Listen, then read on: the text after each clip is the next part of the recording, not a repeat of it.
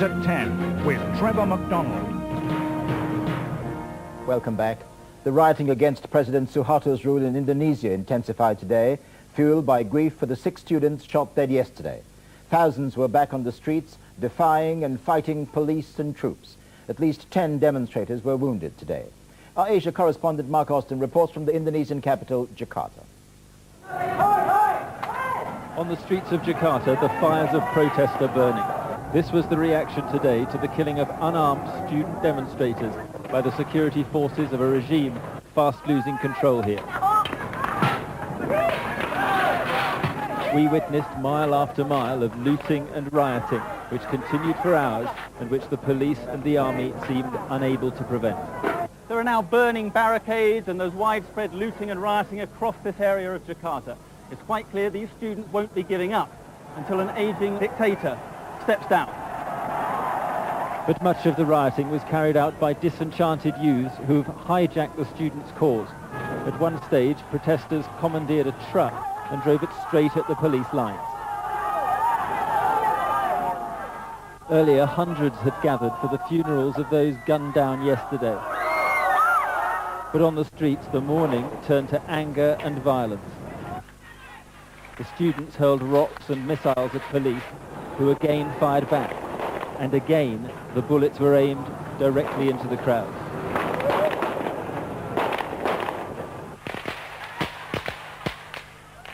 The injured were treated at a makeshift medical centre on the university campus. By now, riot police were descending on trouble spots as they flared up across Jakarta. In many areas, it was a day of anarchy, and what is awaited now is the response of President Suharto, who remains out of the country during the worst crisis of his 32-year rule. Mark Austin, News at 10, Jakarta. A third day of rioting against President Suharto's rule in Indonesia left much of the capital in flames today. Tanks and armoured cars were out, but there were signs that some troops were beginning to side with the demonstrators. President Suharto cut short a foreign trip and is due to arrive home any moment now. Indonesia is the 4th biggest country in the world in population terms, with nearly 200 million people on a chain of thousands of islands. With the latest from the capital, Jakarta, here's our Asia correspondent, Mark Austin. Tonight in Jakarta, entire streets are in flames, testimony to a day that may change this country forever. A day when the city was abandoned to angry mobs bent on destruction. These are people seething with hatred for a dictator who, after ruling Indonesia for more than 30 years, now finds his grip on power diminishing by the hour. It's an explosion of violence sparked by an economic crisis that's brought massive unemployment and rampant inflation. Food and fuel prices have jumped by 70%. We are people so poor, you know, we are so poor, and the government not care with us, with our people. And their targets were symbols of President Suharto's rule. A bank owned by his daughter was attacked, ransacked, and looted. And this is a showroom of a car company owned by his son. And the wealthy Chinese population of this predominantly Muslim country are also being targeted. 6 were burnt to death in this house rather than face the mob outside. And so for the 3rd day running, the army and the police are completely unable to stop this rioting and looting. It's another day of anarchy on the streets of Jakarta. The Indonesian military moved in with a show of force they were unwilling to use. Today, these guns were to stay silent. Some soldiers meted out punishment of a kind, but there was no shooting when the much-feared riot squad tried to scatter one rampaging mob. And this may be a significant turning point. Suddenly, they appeared to be siding with the protesters. These are images President Suharto will not want to see. The loyalty of the men who have underpinned his 30-year rule may now be called into question.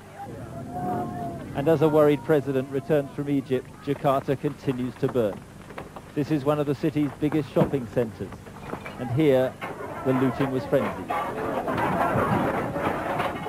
On the road leading from it, thousands carried away the spoils of chaos, luxury goods they could never dream of buying. Some looters were trapped in the buildings they burnt. These are extraordinary scenes here. This is just one of several shopping malls being looted by the rioters. It's becoming difficult not to conclude that these are the death throes of the Suharto regime. If he wants to cling to power, he may order a bloody crackdown. But tonight this doesn't look like an army about to turn on its people. Mark Austin, News at 10, Jakarta. British and other foreign residents fled the anarchy of Indonesia today as the cost of 4 days of violence continued to mount. It's now thought 200 people may have died in fires started by the rioters. President Suharto has ordered the army back on the streets, but his position remains perilous. Our Asia correspondent Mark Austin reports. This evening in Jakarta, the army are back in control of the streets. But if the rioting and the looting has subsided, for now at least, the political pressure on President Suharto continues to grow. It was the day the army emerged from the shadows to try and regain control of Jakarta, a city which for 48 hours had been surrendered to the mob. These looters had been plundering at will, but today there was summary and painful justice. Throughout the city, the army deployed its military might. It was a show of force that deterred today, but one which raises the spectre of a bloody crackdown if the riots erupt again. For the time being, the crackdown amounts to the rounding up of hundreds of rioters and looters. Some were led away carrying their spoils to be used as evidence against them. Elsewhere, the people weaved their way through the debris of the mayhem. In many places, the fires still rage, and from a burnt-out supermarket came a stark reminder of the human cost of these riots. In here, about 200 charred bodies were found, mainly looters trapped inside, but also some innocent staff trying to protect the property. And there are reports tonight that up to 300 more bodies could be discovered when another shopping centre fire is finally put out. Other victims of the unrest include many Indonesian Chinese targeted because of their wealth. Today we visited what was left of Chinatown and heard of the terror of those who fear for their lives. It's not stay here. We can't stay here anymore. There's no guarantee for life. It's too dangerous now. Yeah. It was to this capital in ruins that President Suharto rushed home today, now facing the worst crisis of his 30-year rule. He must decide whether to order a brutal crackdown. His problem is that even some members of his own political party are now openly calling on him to go. And these are the people who are going. Thousands of expatriates, including Britons, are fleeing Indonesia. The Americans are evacuating their citizens, fearing further carnage. But if President Suharto does give the order to crush the unrest, there's no guarantee the army will agree. The country's top general says he favours persuasion rather than repression. Tonight, what Indonesia and the rest of the world are waiting for is the next step by a beleaguered president. Will he try desperately to cling on to power, or will he, as many are insisting, decide finally to step down? Mark Austin, News at 10, Jakarta.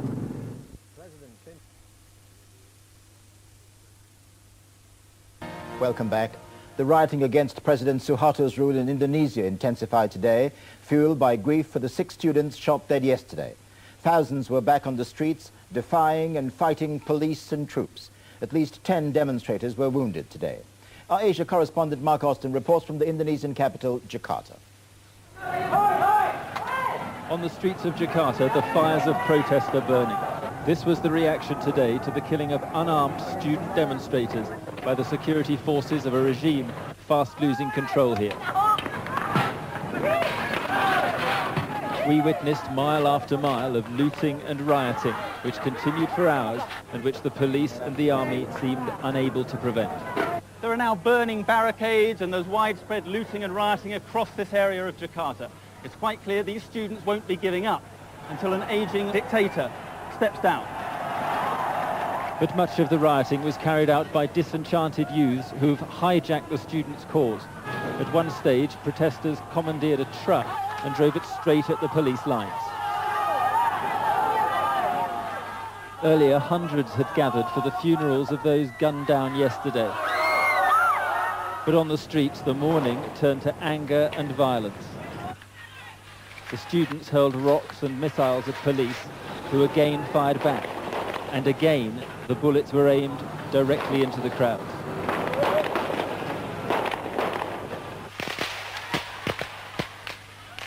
The injured were treated at a makeshift medical centre on the university campus. By now, riot police were descending on trouble spots as they flared up across Jakarta. In many areas, it was a day of anarchy, and what is awaited now is the response of President Suharto, who remains out of the country during the worst crisis of his 32-year rule. Mark Austin, News at 10, Jakarta. Up to 1 million people are expected on the streets of Jakarta in Indonesia tomorrow in the biggest demonstration yet against President Suharto's rule. Today he promised reforms in new elections and said he wouldn't stand again. But that wasn't enough for his opponents, who were swarming all over the Indonesian parliament. They said he should go now, as our Asia correspondent Mark Austin reports from Jakarta. The students of Indonesia are still occupying the country's parliament tonight on the eve of the biggest protests yet against the increasingly fragile rule of President Suharto. Jakarta is a city preparing for renewed turmoil. The army have warned the students to back off from their mass action, but today, in defiance, they completed their takeover of the assembly, taking to the roof with banners calling for the downfall of Suharto, and even to the corridors of the building where the president has not been challenged for 3 decades. Like a man who knows the game is up, the beleaguered dictator prepared to speak to the nation from the presidential palace. He pledged immediate reforms, future elections within 6 months, according to one minister, and most significant of all, he promised he wouldn't stand again. But it wasn't enough to satisfy his increasingly emboldened critics. We want President Suharto to step down right now. We would like to have President Suharto, his family, and his cronies to be put on trial immediately. Tell to your country, Suharto must die. Quite simply, for many of these students, President Suharto has not gone far enough. They remain sceptical that a man who's ruled this country with the iron grip of a dictator for more than 3 decades will suddenly relinquish power. It's not only radical students taking to the streets. The army was called to the stock exchange today when brokers walked out in protest at the president's announcement. This evening, student leaders met and decided that despite President Suharto's concessions, tomorrow's protests would go on. A decision endorsed by the leading opposition figure here.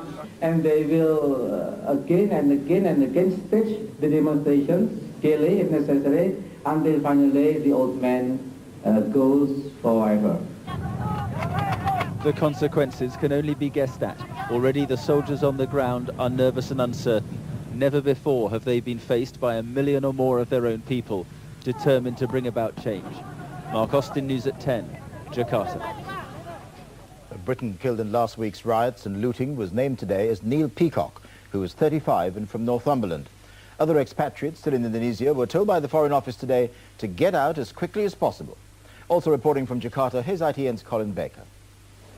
The rush is on. It's time to go, say the Foreign Office.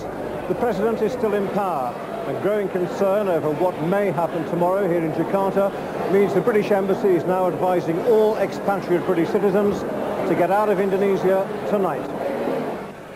The escape from Indonesia almost brought the airport to a complete stop. 2 hours minimum to pass through security, at least the same again to reach the check-in desks. Lost in the masses, 400 British citizens filling a British Airways jumbo bound for Kuala Lumpur before returning for the last time tonight to take anyone left. We're taking the good advice from the British Embassy and we're moving out, hopefully just for a few days while things cool down. On the streets, President Suharto's considerable military escort took him to an unknown destination, past the British Embassy, while inside, Ambassador Robin Christopher was briefing the Foreign Office in London on the deteriorating situation. One of my telegrams did say it was going to be a long night, indeed. On the other end of the line, John Shepherd, Deputy Under-Secretary, whose notes of this conversation would soon be passed to the Foreign Secretary and then Downing Street. Tomorrow could be quite difficult. I'm worried on 2 fronts. I'm worried about the size of the student demonstration. However well-intentioned and peaceful the students may be, 1 million people, which is what they're talking about, possibly descending on Jakarta, is a lot of people to cope with, however well-intentioned. And we all hope and pray it goes off peacefully. We're advising British citizens that they should now leave Indonesia as soon as possible. On the embassy's first floor, offices have been converted to emergency rooms to warn expatriates of the possible dangers ahead.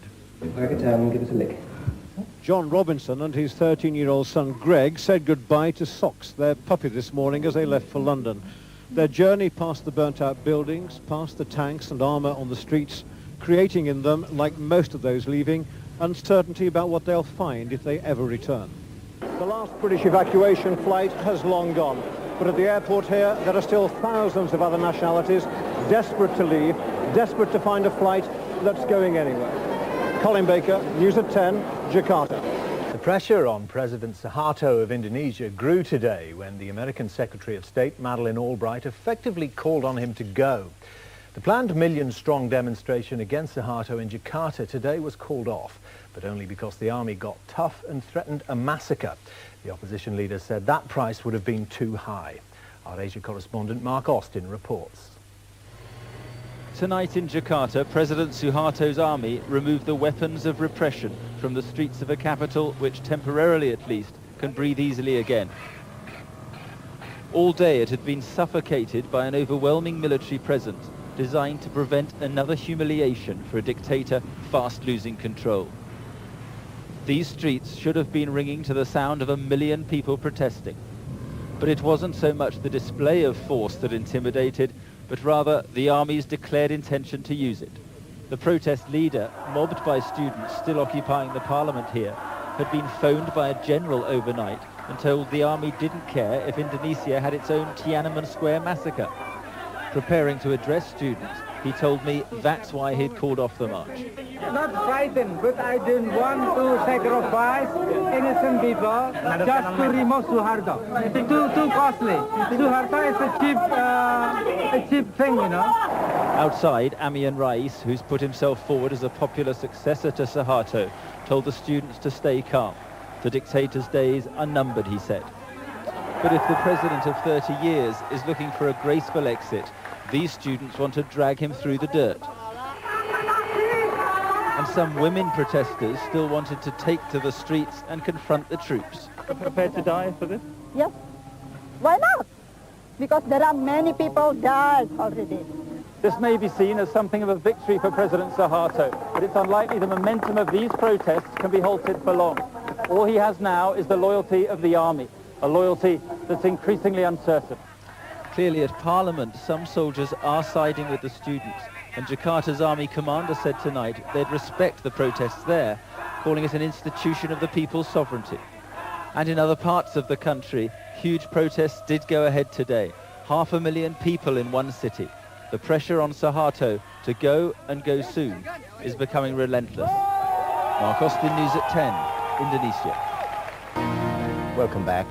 Indonesians who forced President Suharto from power early today play a split tonight on whether to give his successor B.J. Habibie a chance. Habibie was Suharto's vice president and a close ally, and therefore associated with all the corruption of that regime. But today he promised reform and a cabinet of honest people. Reporting from Jakarta, here's our Asia correspondent Mark Austin. This has been an extraordinary day in Jakarta, and tonight this country of more than 200 million people is entering a new era. An era without the man who's ruled here unchallenged for more than 3 decades. History will remember this as the day the voice of the people of Indonesia was finally heard. Suharto has ruled this country for longer than most of these students have been alive. But today, after 32 years, he's gone. This was their revolution, though at the moment they say, an incomplete one. The nation awoke to a sight unthinkable just a few days ago. In a halting voice, their president was broadcasting to the nation, saying he was sorry, begging forgiveness for his mistakes, and then announcing he was stepping down. On university campuses across the country, the scene for almost daily protests against Suharto, there was an explosion of joy.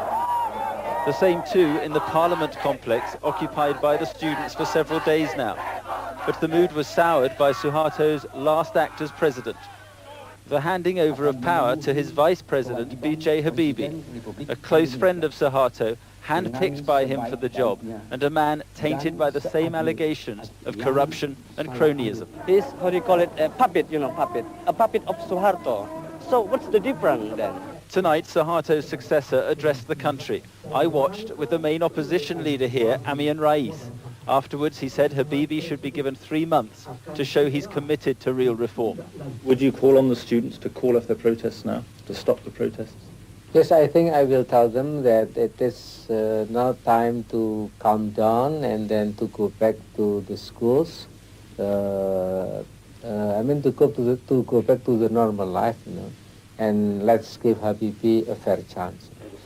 Some Indonesians want to put Suharto and his billionaire children on trial for plundering the nation's wealth. But today the army's top general vowed to protect the family, who this evening left the palace, evicted by their own people.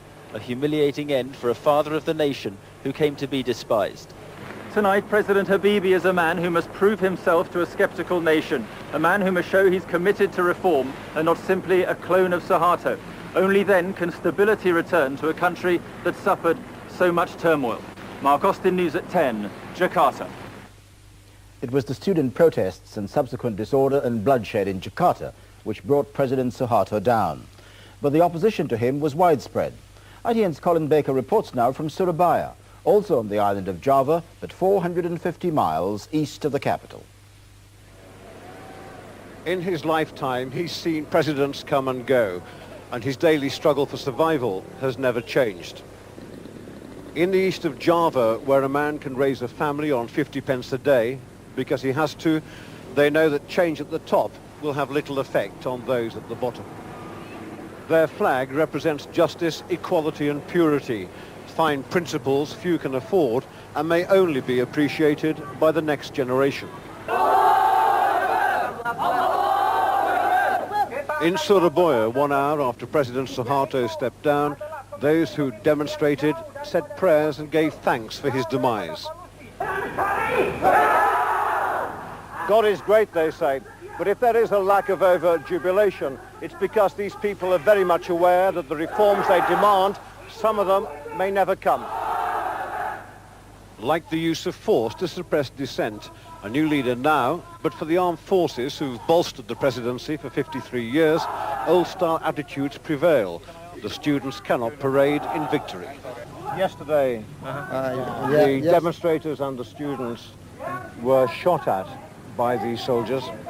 Are they going to shoot at them today, or are they going to go back to their barracks? We want peace, he said, not accidents. Outside the governor's office, the armed ranks were divided.